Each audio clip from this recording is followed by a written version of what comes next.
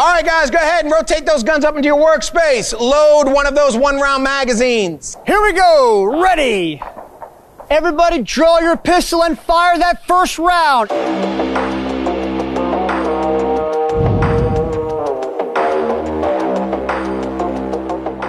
First round goes in. I attempt to fire again. I get a smushy trigger pull. Finger comes out of the trigger. If you have a manual safety, it goes on. If I'm gonna load this gun, the first thing I need to think about is managing that muzzle and making sure my finger's off the trigger and rotating it into my workspace. So I'm just gonna kind of move here so I'm facing a safe direction. All right, I come out. I never want to miss a training opportunity. So as I come out, I'm just going to draw and present, and then I'm going to rotate the gun into my workspace. Again, you can see my fingers off the trigger, muzzle's in a safe direction. Once I'm here, I'm going to sweep my belt line. I'm going to drive deep so I have a good purchase on this magazine. Once I'm here, I'm going to start that magazine into the gun. As soon as I see that first round start to disappear in that mag well, I'm going to peel those fingers away, seat it, and tug it. What I don't want to do is slap it. That doesn't tell me anything. If I seat it and feel and hear that audible click and then tug it, that tells me everything. With your non-dominant hand, grab your fresh magazine, insert it firmly. Using the power stroke method, grab your slide with your non-dominant hand, rack and let go. I don't like to trust that a round went into my chamber, so I do a status check. By doing that, I can do it a couple different, various different ways. I can first eject my magazine, take a look at these little holes here, my round indicators. And if my bottom round indicator was occupied with a round at first, now it's not, basic science would dictate there's a round in the chamber. Option number 2 is I come underneath the frame of the firearm, pull back slightly. I look to see a piece of brass inside of there. What does that tell me?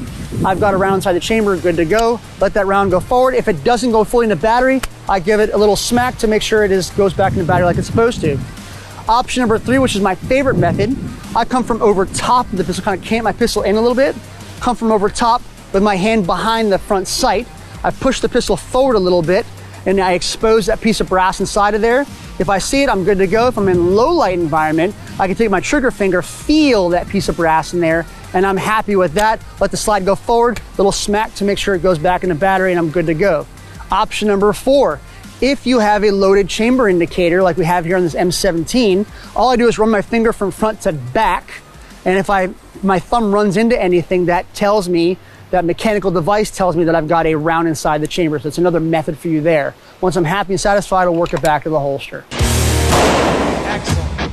Once I seat that magazine in, I can come over the top. I can slingshot.